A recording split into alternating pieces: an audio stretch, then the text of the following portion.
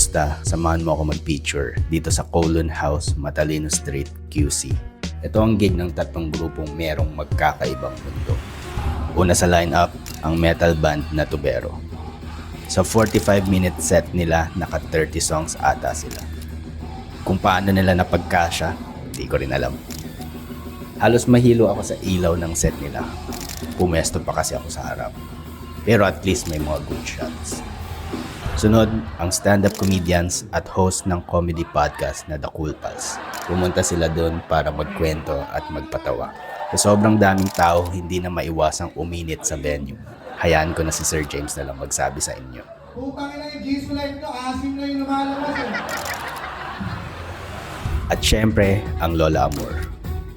Solid itong banda na to. Kung may chance kayo, sana mapanood nyo sila live.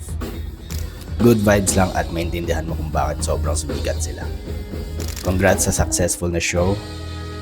Sana magkaroon ng part 2. Anyway, uwi na ako. Mag-edit pa ako.